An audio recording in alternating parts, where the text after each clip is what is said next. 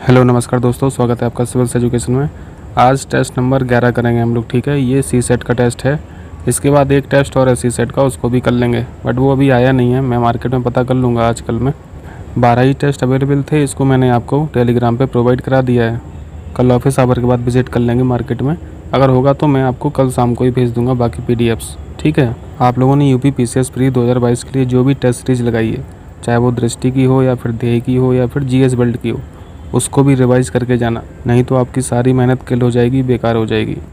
अभी जो भी टेस्ट सीरीज लगा रहे होंगे, अंतिम के टेस्ट लगा रहे होंगे, है ना। जो शुरुआत के टेस्ट हैं वो तो अभी भूल गए होंगे, तो उनको जल्दी जल्दी से रिकॉल कर लीजिए, PDF से रिकॉल कर लीजिए। वीडियो देखने का समय नहीं है अगर दोबारा, तो PDF से जल्दी जल्दी से कर लीजिए, तभी टेस्ट सीरीज लगाने का मतलब है।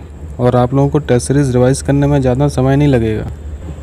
आप रिवीजन वीडियो से भी कर सकते हैं, PDF से भी कर सकते हैं, जहाँ से भी आप वीडियो देखे हैं वहाँ से कर सकते हैं। मोबाइल में 2 स्क्रीन खोलिए, एक में सॉल्यूशन खोलिए और एक में टेस्ट पेपर खोलिए, और जल्दी जल्दी से रिवाइज कर डालिए।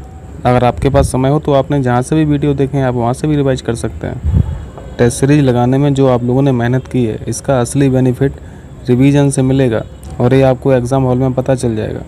इस पेपर में वो लोग ज़रूर अलर्ट रहें जिनका मैथ वीक है या फिर इंग्लिश वीक है या फिर रीजनिंग वीक है। 100 क्वेश्चन आने हैं, ज़रूरी नहीं है कि आप 90 क्वेश्चन करके आएँ। अगर आपको 40 क्वेश्चंस भी बिल्कुल करेक्ट आ रहे हैं ना, तो मैं तो यही कहूँगा कि आप सिर्फ 40 ही कीजिए, लेकिन ये 40 क्वेश्चन बिल्कुल श्योर शॉट होना चाहिए, 100% करेक्ट होना चाहिए। तो ठीक है, शुरू करें फिर। पहला क्वेश्चन पैराग्राफ से है और उसमें 4-5 क्वेश्चंस लिंक रहते हैं। इस तरह के क्वेश्चन को सबसे अच्छा तरीका होता है कि आप जल्दी से पहले जितने भी क्वेश्चंस लिंक्ड हैं उनको एक नज़र जल्दी से देख लें। 30 से 40 सेकंड लगता है बस, लेकिन इससे फ़ायदा ये होता है कि अगर आप क्वेश्चंस पहले पढ़े रहेंगे तो पैराग्राफ पढ़ते समय ये सब क्वेरीज आपके माइंड में स्ट्राइक करेंगी। अब जल्दी से पैराग्राफ पढ़ लीजिए। आज की भारतीय शिक्षित नारी को गृहिणी के रूप में ना देख पाना पुरुषों की एकांगी दृष्टि का परिणाम है। विवाह के बाद बदलती हुई उनकी मनस्थिति तथा परिस्थितियों की कठिनाइयों पर ध्यान नहीं दिया जाता। उनकी रुचियों और भावनाओं की उपेक्षा की जाती है। पुरुष यदि अपने सुख के साथ पत्नी के सुख का ध्यान रखे तो वह अच्छी गृहिणी हो सकती है। पत्नी और पति दोनों का कर्तव्य है कि वे एक दूसरे के कार्य में हाथ बटाएं और एक दूसरे की भावनाओं, इच्छाओं और रुचियों का ध्यान रखें। आखिर नारी भी तो मनुष्य है, उसकी अपनी ज़रूरतें भी हैं और वह भी परिवार में, पड़ोस तथा समाज में सम्मान पाना चाहती है। यदि नारी त्याग की मूर्ति है तो पुरुष को भी बलिदानी होना चाहिए। अब जल्दी से पहला क्वेश्चन कीजिए। किसकी रुचियों और भावनाओं की उपेक्षा की बात की जा रही है? नारी की। ये ऑप्शन करेक्ट हो जाएगा, ठीक है ना। दूसरा क्वेश्चन है, पुरुष को अपने सुख के साथ और किसके सुख का ध्यान रखना चाहिए? पत्नी के बारे में बोला गया था। तीसरा क्वेश्चन है, सुखी वैवाहिक जीवन के लिए पत्नी और पति को किन किन बातों पर ध्यान रखना चाहिए? पत्नी के साथ हाथ बटाने का भी उल्लेख है, उनकी भावनाओं को ध्यान रखने के लिए भी बताया गया है, और उनकी इच्छाओं और रुचियों का ध्यान रखें ये भी बताया गया है। तो यहाँ पे डी ऑप्शन करेक्ट हो जाएगा। बहुत इजी क्वेश्चन हैं। चौथा क्वेश्चन है, यदि नारी त्याग की मूर्ति है तो पुरुष को क्या होना चाहिए? स्वार्थी नहीं लिखा है, परिश्रमी नहीं लिखा है, बातूनी नहीं लिखा है, बलिदानी शब्द का यूज किया गया है। डी ऑप्शन करेक्ट हो जाएगा, ठीक है। लास्ट लाइन यही थी ना, बलिदानी, ठीक है। चलिए, पांचवा क्वेश्चन है, अगर आपको किसी एक में भी कन्फ्यूजन हो रहा तो वहाँ पे अलर्ट हो जाना है थोड़ा, क्योंकि ये बहुत आसान क्वेश्चंस होते हैं और इनको किसी भी कीमत पर गलत नहीं करना है, क्योंकि इस पेपर में हम लोगों को हर हालत में 45 क्वेश्चंस तो करेक्ट करने ही करने हैं। और जो बिल्कुल भी नहीं आता है, जिसमें हम ब्लाइंड हैं, चारों ऑप्शंस में ब्लाइंड हैं, उसको मैं छूऊंगा भी नहीं, ऐसा सोच के जाना है। अगर आप पैराग्राफ में देखेंगे तो लगभग हर जगह पति पत्नी की बात की गई है, यानी वैवाहिक जीवन के बारे में बात की गई है। इस जीवन को कैसे बेस्ट बनाया जाए इस पर चर्चा की गई है, ठीक है। तो यहाँ पे ए ऑप्शन करेक्ट हो जाएगा। यहाँ पे जो आपको कन्फ्यूजन हो सकता है वो डी ऑप्शन में हो सकता है, इसी से आपको बचना है, ठीक है। चलिए नेक्स्ट कीजिए। छठवां क्वेश्चन देखिए, यहाँ पे बर्तनी बतानी है और जो गलत है वो बताना है। पहला ऑप्शन श्रृंगार लिखा हुआ है, ये वाला श्रृंगार सही है, ये वाला गलत है। ये अक्सर पूछता रहता है बर्तनी में, तो इसको ध्यान रखना। ये वाला सरा नहीं होता है, ठीक है, ये गलत है, ये करेक्ट फॉर्म होती है। दुष्कर भी सही लिखा हुआ है और पुष्ट भी सही लिखा हुआ है। यहाँ पे आप डी ऑप्शन देखिए, विद्वान नहीं होता है, विद्वान होता है। विद्वान को कैसे लिखते हैं हम लोग, ऐसे लिखते हैं। तो यहाँ पे अशुद्ध बताना था, गलत बताना था, तो डी ऑप्शन राइट हो जाएगा। ठीक है, चलिए 7वां क्वेश्चन देखिए। निम्नलिखित में से शुद्ध वाक्य कौन सा है? यहाँ पे करेक्ट स्टेटमेंट बताना है। इस क्वेश्चन में आपको 2-3 तरीके की अशुद्धि मिल सकती है, जैसे काल की गलती हो सकती है, टेंस की गलती हो सकती है, किसी में वर्तनी भी गलत हो सकती है, शब्दों का रेपिटेशन हो सकता है, बहुत सारे शब्द सुपरफ्लुअसली भी लिखे रहते हैं। जैसे यहाँ पे भारी भरकम लिखा है और भीड़ भी लिखा है, तो ये भारी भरकम का क्या मतलब है? कोई वजन थोड़ी ना है भीड़, तो ये गलत लिखा हुआ है। डी ऑप्शन में पढ़िए, आप अपने मन में सोचें। ये शब्द भी यहाँ पे सुपरफ्लुअस है, इसकी कोई ज़रूरत नहीं है, आप मन में सोचें, इतना ही सफिशिएंट था। ये भी गलत है। बी ऑप्शन देखिए, यह कार्य अत्यंत महत्वपूर्ण है, this work is very important. ऐसा तो हम लोग लिखते ही हैं ना, तो इस वाक्य में कहीं भी गलती नहीं है, बी ऑप्शन करेक्ट हो जाएगा, जो शुद्ध है। चलिए 8वां क्वेश्चन देखिए। बुंदेली बोली का क्षेत्र है, तो आसान है, बुंदेलखंड रीजन में जो आएगा वहाँ पे बुंदेली बोली जाएगी, और बुंदेलखंड रीजन का झांसी भाग है। 9वां क्वेश्चन देखिए, रेलगाड़ी जा चुकी होगी में कौन सा काल होगा? यहाँ पे तो पास्ट की बात हो रही है ना, तो यहाँ पे जहाँ पे भी वर्तमान लिखा है ये तो गलत हो गया, एक ही ऑप्शन बचता है, तो पास्ट डी ऑप्शन में दिख रहा है। और यहाँ पे संदिग्ध इसलिए लिखा है क्योंकि सर्टेनिटी नहीं है, निश्चितता नहीं है, डी ऑप्शन यहाँ पे करेक्ट हो जाएगा। चलिए 10वां क्वेश्चन है, परमानंद में समास कौन सा है? समास समझ रहे हैं ना, समास का मतलब होता है संक्षिप्तीकरण। आसान भाषा में अगर बोलें तो मेल। अगर किसी शब्द में ये फाइंड आउट करना है कि इसमें कौन सा समास है, तो सिंपली उसका संधि विच्छेद कर दीजिए, तभी तो पता चलेगा कि किसी शब्द का आगे वाला भाग क्या है, पीछे वाला भाग क्या है। संधि विच्छेद करने से ये पता चल जाता है कि ये जो आगे पीछे शब्द लिखे हैं इनमें कौन विशेषण है, कौन विशेष है, कौन सा पद माइनर है, कौन सा पद मेजर है, जिसे हम लोग गौण पद या फिर प्रमुख पद बोलते हैं। जिसमें सबसे आसान समास जो होता है वो तो द्वंद्व को पहचान करना होता है, जैसे चौराहा शब्द हुआ, तिकोना शब्द हुआ। इनमें हम लोगों को समझ में आ रहा है कि यहाँ पे नंबर का जिक्र किया गया है, यहाँ पे 4 का जिक्र है और यहाँ पे 3 का जिक्र है। लेकिन यहाँ पे ये ज़रूर ध्यान रखें कि शब्द को तोड़ने के बाद दोनों शब्दों का मतलब भी होना चाहिए। जैसे मैं यहाँ पे लिख दूँ, मैं यहाँ पे 45 लिख दूँ, तो 45 क्या है? ये द्वंद्व समास है? बिल्कुल नहीं है, क्योंकि ये अपने आप में एक शब्द है, 2 शब्दों का मेल होना चाहिए ना। मेल होगा तभी वो संक्षिप्तीकरण माना जाएगा, और संक्षिप्तीकरण होगा तभी उसका संधि विच्छेद कर पाओगे। इसका संधि विच्छेद कर सकते हो, 45 का नहीं कर पाओगे। इसलिए हमेशा नंबर देख के द्वंद्व नहीं लगा देना, ये भी देखना है कि वो टूटता है कि नहीं टूटता है। ठीक है, तो ये सब बातें याद रखना है। बाकी सभी समासों की अलग अलग परिभाषाएं हैं, पहचान के अलग अलग तरीके हैं। तो यहाँ पे जो क्वेश्चन पूछा है हम लोग अभी उसी को कर लेते हैं। कर्म धारा है समास को पहचानने के लिए सबसे पहले तो आप शब्द का संधि विच्छेद कीजिए। ठीक है, संधि विच्छेद करने के बाद जब ये 2 शब्द बनेंगे तो उसमें देखिए पहला शब्द विशेषण तो नहीं है। अगर पहला शब्द विशेषण है और दूसरा शब्द विशेष है, विशेष यानी नाउन और विशेषण यानी एडजेक्टिव, समझ आ रहा ना। अगर ये वाली कंडीशन फॉलो हो रही है किसी शब्द में तो वो कर्म धारा है। जैसे यहाँ पे एक शब्द लिखा है चंद्रमुख, चंद्रमुख का मतलब क्या है? चंद्र जैसा मुख। तो यहाँ पे चंद्र क्या है? पहला शब्द क्या है? एडजेक्टिव हुआ ना, और दूसरा शब्द क्या है? ये नाउन हुआ। तो ये शब्द कौन सा हुआ? ये कर्म धारा समास हुआ। यहाँ पे कमल एडजेक्टिव है और नयन नाउन है, इसलिए यहाँ पे कर्म धारा समास है। नीला अंबर को भी आप ले सकते हैं, नीला है जो अंबर, नीला एडजेक्टिव है और अंबर नाउन है, तो यहाँ पे भी कर्म धारा है। कर्म धारा और बहुव्रीहि में बहुत ज़्यादा फर्क नहीं है, यहाँ पे थोड़ा सा ध्यान रखना। यहाँ पे हम लोग अभी चंद्रमुख देख रहे थे, 2 शब्द देखा, चंद्र देखा, मुख देखा। कमल नयन में कमल देखा, नयन देखा। अगर किसी शब्द के पूर्व पद और उत्तर पद को मिलाने से किसी तीसरे शब्द का संकेत मिल रहा है तब वहाँ पे बहुव्रीहि हो जाता है। जैसे मैं आपको एग्जांपल से बताता हूँ। जैसे यहाँ पे दशानन लिखा हुआ है, दशानन का मतलब है 10 है आनंद जिसके, 10 है मुख जिसके।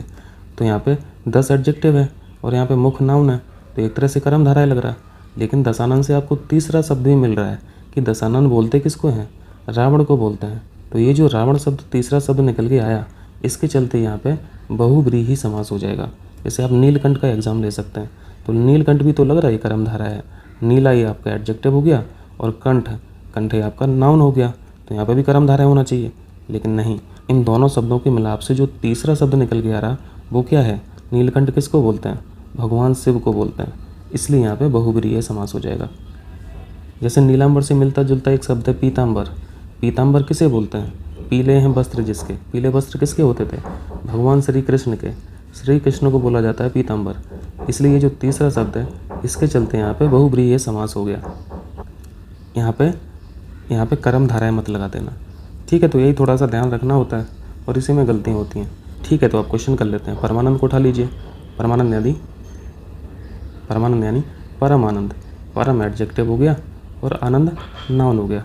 विशेषण भी है और विशेष भी है और ये किसी तीसरे पद को डिनोट नहीं कर रहा है। परम आनंद कोई भगवान थोड़ी ना है। ये ऑप्शन यहाँ पे करेक्ट हो जाएगा। चलिए 11वां देखिए, पवन शब्द का शुद्ध विच्छेद क्या है? संधि विच्छेद पूछा है। पवन शब्द अयादि संधि का उदाहरण है, जैसे पवन हुआ, नयन हुआ, चयन हुआ। पवन का संधि विच्छेद पे धन अन, पे अन हो जाएगा। नयन का नय धन अन और चयन का चय धन अन। तो ये ऑप्शन यहाँ पर राइट हो जाएगा, ठीक है। चलिए 12वां क्वेश्चन देखिए, पक्षी तथा प्राणी के लिए एक शब्द है। पर्यायवाची पूछा है। द्विज शब्द का प्रयोग किया जाता है पक्षी और प्राणी के लिए। 13, अधोलिखित किस वाक्य में सकर्मक क्रिया नहीं है? किसी भी सेंटेंस को कंप्लीट कब माना जाता है? जब उस वाक्य में कर्ता भी हो, कर्म भी हो, क्रिया भी हो, यानी सब्जेक्ट भी हो, ऑब्जेक्ट भी हो और एक्टिविटी भी हो। अगर किसी सेंटेंस में ये तीनों शब्द हैं तो उसे बोलते हैं सकर्मक क्रिया। अकर्मक शब्द से ही पता चल रहा है कि उसमें कर्म नहीं है।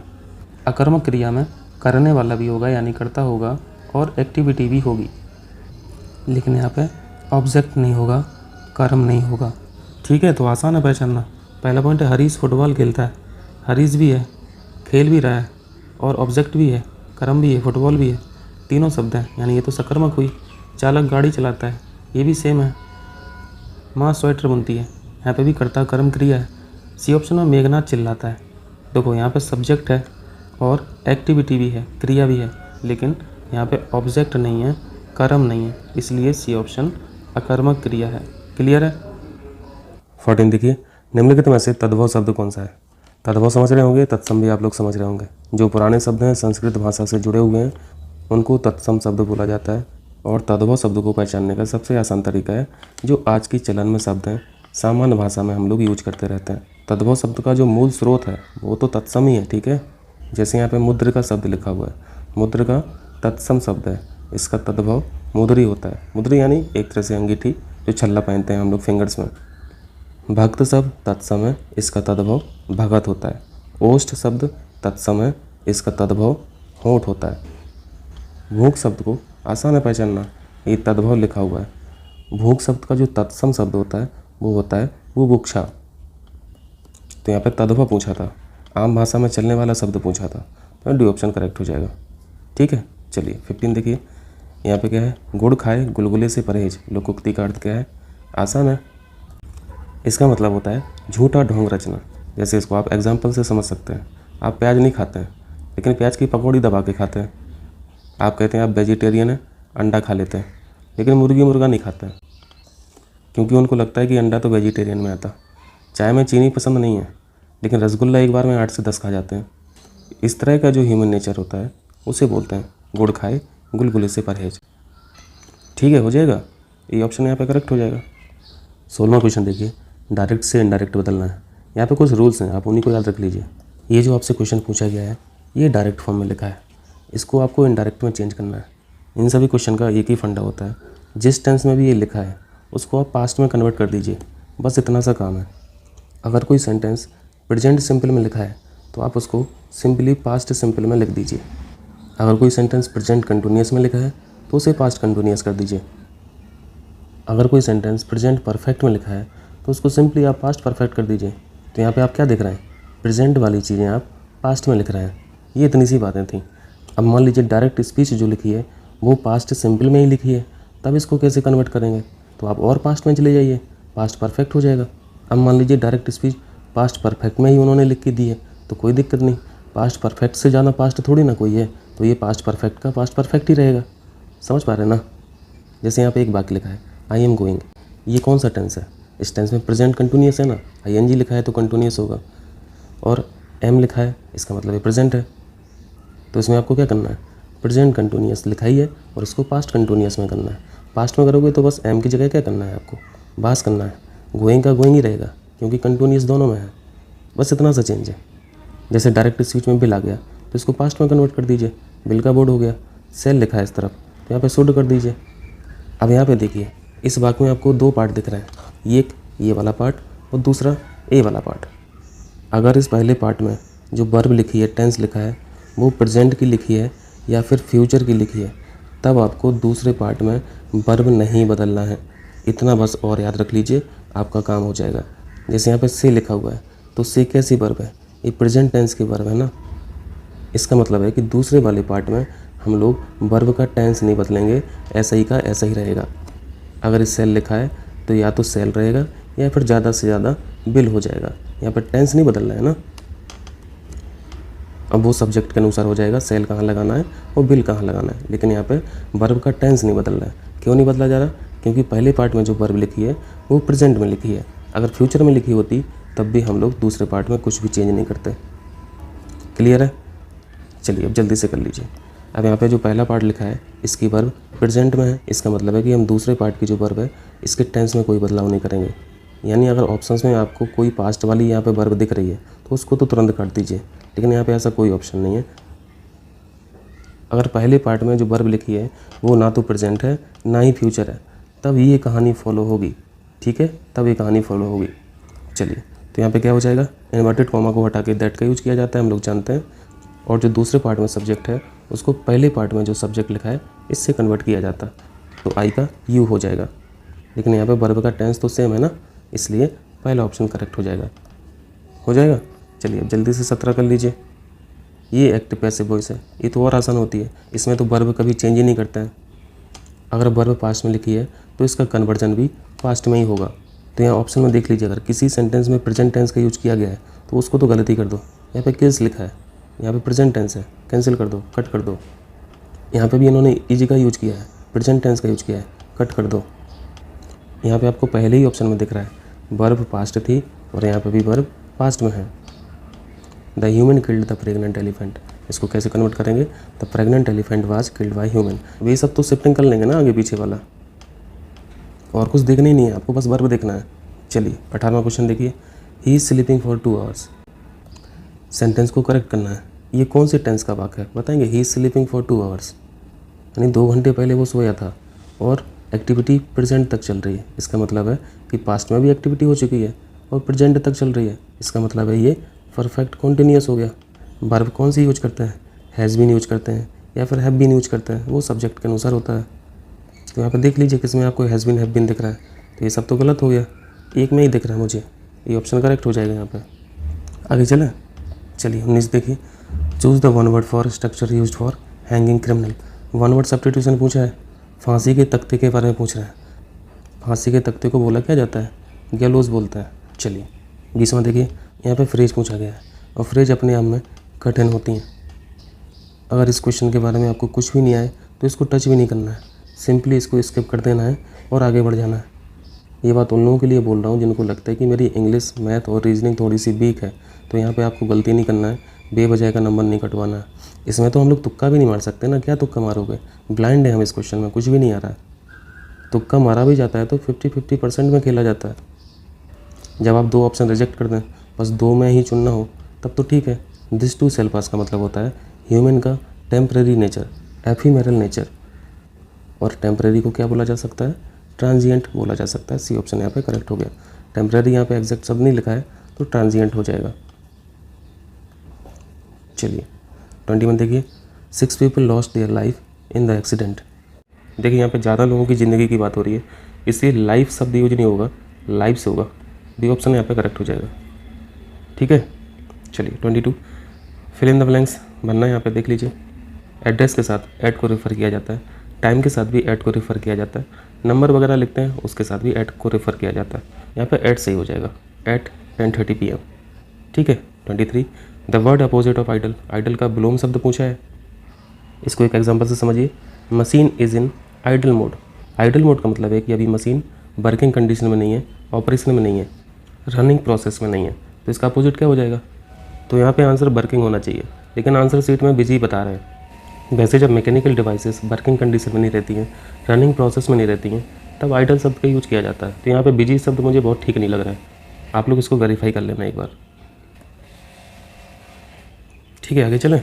चलिए 24 देखिए। 24 में क्या है, the word which is a synonym of baffle. Baffle का मतलब होता है भ्रमित करना, यानी उलझा हुआ। तो इंटेलिजेंट तो होगा नहीं, ये होशियार होता है, ब्रेव बहादुर होता है, और इसका अर्थ मतलब कम ही होता है। तो यहाँ पे डिसीव करेक्ट आंसर हो जाएगा। ठीक है। 25, which of the following correctly spelled a तंबाकू फिल्ड स्टफ। सिगरेट के बारे में पूछ रहे हैं, सिगरेट की करेक्ट मीनिंग पूछ रहे हैं। सिगरेट शब्द को सिगार से बना लिया कीजिए तो गलत नहीं होगा, CIGAR तो रहेगा ही, तो आप इसको कैंसिल कर सकते हैं। यहाँ पे सिगरेटा लिखा हुआ है तो ये भी नहीं होगा, तो आप यहाँ पे इजीली भी ऑप्शन करेक्ट कर देंगे, CIGARETTE। नेक्स्ट 26, यहाँ पे someone has cleaned the streets. ये एक्टिव पैसिव का क्वेश्चन है, और एक्टिव पैसिव में आप लोग जानते हैं कि सेंटेंस का टेंस नहीं बदलते हैं, काल नहीं बदला जाता है। अगर प्रेजेंट में है तो प्रेजेंट में रहेगा, पास्ट में है तो पास्ट में रहेगा, और फ्यूचर में है तो फ्यूचर में रहेगा। जैसे यहाँ पे हैज़ लिखा है तो हैज़ का ज़्यादा से ज़्यादा हैव होगा, लेकिन इसका मतलब ये थोड़ी ना है कि ये इज़ हो जाएगा या फिर बाज हो जाएगा या फिर बिल हो जाएगा या फिर सेल हो जाएगा। टेंस नहीं बदलना है। बाकी में इसका अर्थ आ रहा है समझ में, नहीं आ रहा है उसको गोली मारी है। जब हमारा क्वेश्चन टेंस को देख के ही हो जा रहा है तो उसकी ज़रूरत नहीं है। अब मेरी इंग्लिश ठीक नहीं है तो मैं सोचता हूँ कि कुछ जुगाड़ मिल जाए और उसी से मेरा क्वेश्चन सही हो जाए। तो अब यहाँ पे देख लीजिए, हैज का या तो हैव होगा या फिर हैज़ बीन होगा या फिर हैव बीन होगा। इसके अलावा आपको कोई भी टेंस दिख रहा है उसको कट कर दीजिए। यहाँ पे वर का यूज किया गया, कट कर दीजिए। यहाँ पे क्लीन्ड का यूज किया गया, कट कर दीजिए। हमें इसी टेंस पर स्टिक रहना है, बी ऑप्शन लिखा हुआ है। ठीक है। चलिए 27, ये डायरेक्ट इनडायरेक्ट का क्वेश्चन फिर से आ गया, और हम लोगों ने सीखा है कि वाक्य का जो पहला पार्ट है ये अगर प्रेजेंट में लिखा है, तब हम लोगों ने सीखा है कि वाक्य का जो दूसरा पार्ट होगा उसके टेंस में कोई बदलाव नहीं करेंगे, और इन्वर्टेड कॉमा को हटा के दैट का यूज किया जाता है। तो पहले तो इसी को देख लेते हैं, एक दो ऑप्शन तो इसी से रिजेक्ट हो जाएगा। ये कैंसिल हो गया, यहाँ पे भी दैट का यूज नहीं किया गया, ये भी कैंसिल हो गया, इसमें दैट है, इसी को चेक कर लीजिए। ये भी प्रेजेंट में लिखा हुआ है और ये भी प्रेजेंट में लिखा हुआ है, इसको बदला क्यों नहीं जा रहा है? क्योंकि पहला पार्ट प्रेजेंट में लिखा है, सी ऑप्शन करेक्ट हो जाएगा। अगर पहले पार्ट में ही सेज की जगह ही सेड टू मी इस तरीके से अगर लिखा है, तब दूसरे पार्ट के टेंस को चेंज किया जाता है, जो हम लोगों ने पिछले क्वेश्चन में सीखा था। ठीक है, हो जाएगा। चलिए आइए नेक्स्ट करते हैं। ये इंग्लिश का पैरा है, इससे भी 3-4 क्वेश्चंस लिंक्ड हैं। जैसा हिंदी का पैरा पढ़ा था इसी तरीके से इंग्लिश का भी एक पैरा आता है। इसमें भी वही स्ट्रेटजी फॉलो कीजिए जो हम लोगों ने हिंदी में किया था। कभी कभी क्या होता है कि इंग्लिश में जो पैरा रहता है उसमें स्पेलिंग्स बहुत कठिन होती हैं, जिसके चलते पैराग्राफ समझ में नहीं आता, लेकिन क्वेश्चन ईजी रहते हैं। क्वेश्चन से हम लोगों को पैराग्राफ की थीम पता चल जाता है। जो इंग्लिश मीडियम के स्टूडेंट हैं उनके लिए तो ये सब हलवा है, लेकिन हिंदी मीडियम वालों को यहाँ पे दिक्कत होती है। जैसे 28 में पूछा गया है लेम जस्टिफिकेशन क्या है। जस्टिफाई का मतलब होता है कि अगर आप गलत हैं उसके बावजूद भी आप उसको सही प्रूव करना चाहते हैं, सही ठहराना चाहते हैं, ये जस्टिफिकेशन होता है। चाइनीज़ एग्रेशन, अक्साई चीन, प्राइम मिनिस्टरशिप, इंडियाज़ इनएक्शन, इसको पढ़ने पे हम लोग को थोड़ा सा हिंट मिल रहा है कि ये पैराग्राफ इंटरनेशनल रिलेशन से संबंधित है।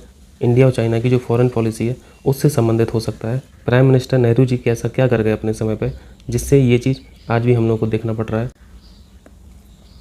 तो आप क्वेश्चन से थोड़ा बहुत समझ सकते हैं। 1 मिनट का समय लगेगा, आप इन सबको एक बार पढ़ लिया कीजिए। ठीक है, तो इसको मैं करूँ या फिर स्किप करूँ?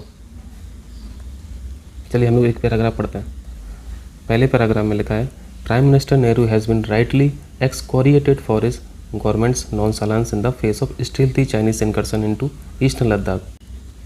यहाँ पे बताया गया है कि 1950 और 1960 के समय पर चाइना ने जो चोरी छिपे घुसपैठ की है, इस चीज़ को लेके उस समय की सरकार की निष्क्रियता और लापरवाही को बताया गया है। और इस बात को प्राइम मिनिस्टर नेहरू ने जस्टिफाई भी किया है, एक्सकोरिएटेड भी किया है। एक्सकोरिएटेड का मतलब होता है लंगड़ा औचित्य। पीएम नेहरू ने अपनी बात को जस्टिफाई इस प्रकार से किया कि अक्साई चीन तो एक बंजर ज़मीन है, उसका क्या मतलब है, अगर छोटा सा टुकड़ा चला भी जाएगा तो इससे कोई नुकसान नहीं है। प्राइम मिनिस्टर नेहरू ने संसद में बोला था कि अक्साई चीन जो है वो एक बंजर पठार है, वहाँ पे एक घास का टुकड़ा भी नहीं उगता। अगर इस बंजर पठार का हमें नुकसान हो भी जाता है तो कोई बहुत बड़ी बात नहीं है। नेहरू जी अपनी निष्क्रियता के लिए, इनएक्शन के लिए जस्टिफिकेशन देते रहे। लिखा ना यहाँ पे, not a blade of grass grows in Aksai चीन ही टोल्ड इन पार्लियामेंट। तो इस पैराग्राफ को आप PDF खोलना, PDF से आप अच्छे से पढ़ना, तब इसके क्वेश्चंस करना। आप लोग इसको कीजिए और देखिए कितना क्वेश्चन आप सही कर पा रहे हैं। अब आप पहला क्वेश्चन इजीली कर लेंगे। नेहरू जी का जो लेम जस्टिफिकेशन था वो किस लिए था? उन्होंने बोला था कि अक्साई चीन में कुछ होता ही नहीं है, बंजर पठार है। तो यहाँ पे बी ऑप्शन करेक्ट हो जाएगा। ठीक है, 29 देख लीजिए। ये तो आप जीएस की नॉलेज के बिहाफ पे कर सकते हो। 1962 का जो क्लैश था इंडो चाइना का, उसका मेन रीज़न क्या था? हाईवे था, और जो मिसगाइडेड फॉरवर्ड पॉलिसी थी यही तो था। तो सी ऑप्शन आप इसको बिना पैरा पढ़े ही कर सकते हो। ठीक है, अभी आपका होमवर्क है, ये आपको करना है। ये बात मैं इसलिए बोल रहा हूँ क्योंकि आप लोग करेंगे तो आप 10 मीनिंग खोजेंगे। ठीक है, तो इस पैरा को आप लोग कीजिएगा। चलिए हम लोग 33 करते हैं। नई दिल्ली पिछले वर्ष की तुलना में इस वर्ष भी गर्म है, इसलिए ग्लोबल वार्मिंग तेज़ी से बढ़ रही है। देखिए, ये क्वेश्चन लॉजिक एरर वाले होता है। स्टेटमेंट की लॉजिक में ही एरर होता है, तर्क दोष होता है। आपको क्वेश्चन पढ़ने पर समझ में आ रहा होगा कि ग्लोबल वार्मिंग बढ़ने का कारण सिर्फ नई दिल्ली का टेम्परेचर बढ़ना नहीं हो सकता, इसलिए आप यहाँ पे लॉजिक में क्लियरली एरर देख सकते हैं। तो यहाँ पे ये निष्कर्ष नहीं निकाला जा सकता कि सिर्फ दिल्ली का टेम्परेचर बढ़ने से ग्लोबल वार्मिंग बढ़ रही है। तो इस तरह की जो लॉजिक एरर होती है उसे हेस्टी जनरलाइजेशन बोलते हैं, यानी अविचारी सामान्यीकरण, जहाँ पे आपके पास तथ्य साक्ष्य बहुत कम है अपनी बात को प्रूफ करने के लिए। क्लियर है? चलिए 34 देखिए। इस स्कूल में पढ़ने वाले अधिकांश छात्र बुरे हैं, इस प्रकार अमित जो उसी स्कूल में पढ़ता है वो भी बुरा है। यहाँ पे लॉजिक एरर डिवीज़न एरर भी हो सकती है, कंपोजिशन एरर भी हो सकती है, और हेस्टी जनरलाइजेशन जो आपने पिछले क्वेश्चन में देखा ये भी एरर होती है। डिवीज़न और कंपोजिशन को भी आप इजीली समझ सकते हैं। ये जो प्रश्न पूछा गया है ये डिवीज़न एरर पे है, क्योंकि यहाँ पे डिवाइड किया जा रहा है बहुत लड़कों को और कम लड़कों को। प्रश्न में बोला गया है कि क्लास के जो अधिकांश बच्चे हैं ये बुरे हैं, इनके चलते जो कुछ बच्चे हैं ये भी बुरे हैं। तो इस तरह का जो एरर होता है वो डिवीज़न एरर कहलाता है। ये ऑप्शन यहाँ पे करेक्ट हो जाएगा। हम इस बात से निष्कर्ष नहीं निकाल सकते हैं कि अधिकांश छात्र अगर बुरे हैं तो जो कुछ बच्चे बचे हैं वो भी बुरे हैं। चलिए 35 क्वेश्चन, ये कंपोजिशन एरर पे क्वेश्चन है। इस कलम की रिफिल प्लास्टिक से बनी है, इसलिए इस कलम का हर हिस्सा प्लास्टिक से बना है। यहाँ पे आपको कंपोजिशन क्लियरली दिखाई दे रहा है कि पेन में रिफिल होती है, उसकी बॉडी होती है, उसमें कैप भी होता है, और रिफिल में जो टिप होती है आगे की वो भी होती है। तो यहाँ पर रिफिल किसी और मटेरियल से बनी हो सकती है, टिप स्टील की बनी हो सकती है, कैप प्लास्टिक से बना हो सकता है, लोहे की बॉडी हो सकती है या फिर स्टील की बॉडी हो सकती है। तो यहाँ पे भी निष्कर्ष नहीं निकाला जा सकता है कि रिफिल प्लास्टिक की बनी है, इसके चलते पूरी कलम या पूरा पेन प्लास्टिक से ही बना है। तो कंपोजिशन के चलते अगर कोई एरर है तो उसे संग्रह तर्क दोष बोलते हैं, कंपोजिशन फैलेसी बोलते हैं। ठीक है, बी ऑप्शन करेक्ट है। चलिए 36 देखिए। ये बहुत आसान क्वेश्चंस होते हैं, इनको किसी भी कीमत पर गलत नहीं करना है। जैसे जैसे क्वेश्चन में बोला जा रहा आप वैसे ही फ्लो डायग्राम बनाते जाइए। एक दिन आनंद घर से निकलकर अपनी बाइक पर 20 किलोमीटर दक्षिण दिशा में चलता है। हमने आनंद को यहाँ पे बिठा दिया और साइड में चारों डायरेक्शन बना ली, नॉर्थ, साउथ, वेस्ट और ईस्ट। अब आनंद को 20 किलोमीटर आप दक्षिण दिशा में चला दीजिए, तो ये 20 किलोमीटर हो गया। अब यहाँ पे आपको आनंद की डायरेक्शन सोचना है, ठीक है। अपना लेफ्ट और राइट सोच के डायरेक्शन मत बना देना। आनंद दक्षिण दिशा में चल रहा है, ये डायरेक्शन उसकी लेफ्ट है और ये डायरेक्शन उसकी राइट है। इतना क्लियर है। अब आगे वाला स्टेटमेंट पढ़िए। फिर वह दाएं मुड़कर 10 किलोमीटर की दूरी तय करता है। हमने 10 किलोमीटर चला दिया और अब पुनः दाएं मुड़कर 20 किलोमीटर की दूरी तय करता है। इसको फिर से राइट मोड़ दीजिए और 20 किलोमीटर चला दीजिए। 20 किलोमीटर चलाने पर वह अपने मूल स्थान के पैरेलल आ गया। तो ये डिस्टेंस कितनी होगी? जो यहाँ पे थी 10 किलोमीटर, वही यहाँ पे भी होगी 10 किलोमीटर। अब आगे पढ़िए। वह बाएं मुड़कर 20 किलोमीटर और चल लेता है। बाएं यानी उसके लेफ़्ट अभी यहाँ पे है, इसके लेफ़्ट कहाँ पे होगा? इस तरफ होगा। और आपने यहाँ पे 20 किलोमीटर और चला दिया आनंद को। इसका डेस्टिनेशन पॉइंट यहाँ पे कुछ हो गया। अब पूछ रहा है कि इसका जो मूल स्थान था तो कितना हो गया? ये 20 हो गया और ये 10 हो गया, टोटल 30 किलोमीटर हो गया। तो यहाँ पे डी ऑप्शन राइट हो जाएगा। ठीक है, हो जाएगा। चलिए 37 देखिए। यहाँ पे उस पद का चयन करना है जो श्रृंखला को जारी रखेगा। यहाँ पे क्वेश्चन मार्क लगा है, यहाँ पे कौन सा आएगा, यहाँ पे कौन सा लेटर आएगा, कौन सा कॉम्बिनेशन आएगा, ये बताना है। 3-3 का कॉम्बिनेशन है, ये आपको दिख रहा होगा। मैं इसको जूम इन कर दे रहा हूँ तो आपको और क्लियर हो जाएगा। तो पहले नंबर को पकड़ लीजिए। 3 से ये 5 पे जंप कर रहे हैं, 5 से 8 पे जंप कर रहे हैं, 8 से 12 पे जंप कर रहे हैं। यानी पहले +2 किया, फिर +3 किया, फिर +4 किया। अब यहाँ से जंप क्या कराओगे, +5 कराओगे। तो 12 पहले था, 12 में 5 जोड़ दोगे तो 17 आ जाएगा। यानी आंसर या तो ये होगा या फिर बी होगा, ये दोनों कैंसिल हो गए। ऐसे अल्फ़ाबेट में देख लीजिए, जो हर कॉम्बिनेशन का तीसरा लेटर है उनको देख लेते हैं। सी के बाद एफ हुआ, एफ के बाद आई हुआ, आई के बाद एल हुआ। तो यहाँ पे बगल में ABCD लिख लिया करो तो जल्दी हो जाएगा। मैंने यहाँ पे लिख लिया, सी के बाद एफ हुआ था, आई हुआ था, फिर एल हुआ था। यहाँ पे देखिए सी के बाद एफ हुआ, यानी इन्होंने +3 किया। एफ के बाद आई करना है, तो यहाँ पे देख लीजिए कितना डिफरेंस है, उतना ही डिफरेंस है। यहाँ पे भी +3 किया। आई के बाद फिर एल हुआ, तो यहाँ पे भी +3 है। तो आगे जो लेटर आएगा, अल्फ़ाबेट आएगा, वो भी +3 आएगा। तो एल के बाद +3 क्या हो जाएगा, ओ हो जाएगा। तो यहाँ पे ओ आएगा लास्ट में। तो यहाँ पे ओ किस ऑप्शन में है, ए ऑप्शन में है। बाकी आपको चेक नहीं करना है, दूसरे चेक करने की ज़रूरत नहीं है। चलिए 38 देखिए, यहाँ पे करेक्ट ऑर्डर बताना है। तो छोटे से बड़ी की तरफ चलते जाइए तो ईजी हो जाएगा। सबसे छोटा यहाँ पे क्या दिख रहा है, व्यक्ति हो गया, तो ये पहले नंबर पे आ जाएगा। व्यक्ति के बाद परिवार हो जाएगा, ये दूसरे नंबर पे हो जाएगा। इसके बाद समुदाय आएगा या फिर इलाका आएगा, समुदाय आएगा, फिर इलाका आएगा, उसके बाद सबसे बड़ा फिर देश हो जाएगा। बी ऑप्शन करेक्ट है। इसको बड़े से छोटे की तरफ भी कर सकते हो। सबसे पहले देश हो जाएगा, इसके बाद फिर इलाका हो जाएगा, उसके बाद फिर समुदाय हो जाएगा, फिर परिवार हो जाएगा, फिर व्यक्ति हो जाएगा। ठीक, चलिए 39 देखिए, ये भी आसान सा क्वेश्चन है। ये एक तरह से GS का क्वेश्चन है, आराम से आप लगा लोगे। यहाँ पे एक तरफ यूनिट लिखी है और एक तरफ किसकी यूनिट है ये लिखा हुआ है। रेजिस्टेंस की यूनिट ओम होती है, सही है। आयतन की यूनिट लीटर होती है, बिल्कुल करेक्ट है। टाइम की यूनिट सेकंड होती है, ये भी सही मैच है। प्रेशर की यूनिट बार होती है, बैरोमीटर नहीं होती है। बैरोमीटर कोई यूनिट का नाम नहीं है, ये इंस्ट्रूमेंट है, ये डिवाइस है, ये छोटी सी मशीन है। ठीक है, तो सी यहाँ पे गलत मैच है, ऑप्शन सी करेक्ट हो जाएगा।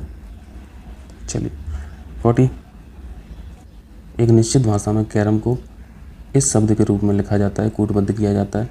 निम्न में से किस विकल्प को हाउस के रूप में कूटबद्ध किया जाएगा। ये सब इसी से हो जाते हैं, आसान से क्वेश्चन होते हैं। देख लीजिए यहाँ पे लॉजिक कौन सा लग रहा है। सी के बाद बी हुआ है, सी के बाद बी हुआ है, यानी आप एक लेटर पीछे आए हैं। फिर यहाँ पे दूसरा देखिए, दूसरा लेटर ए लिखा है और हम लोग को जेड के साथ देखना है, यानी जो पहला लेटर है उसका जस्ट अपोजिट जेड है दूसरा लेटर। देखिए यहाँ पे भाषा का बिल्कुल ध्यान रखना, नहीं तो गलत हो जाएगा, ये आसान सा क्वेश्चन भी गलत हो जाएगा। कैरम शब्द को उन्होंने कोड किया है BZQQNL में, यानी ये जो शब्द है ये कोडेड है। ठीक है, और यहाँ पे हाउस जो पूछा है ये हाउस कोडेड फॉर्म लिखा है, यानी इस तरफ वाला लेटर लिखा है, ये कोडेड फॉर्म लिखी है, इस तरफ वाला मत समझ लेना। ठीक है, नहीं तो लॉजिक फिर गलत लगाएंगे।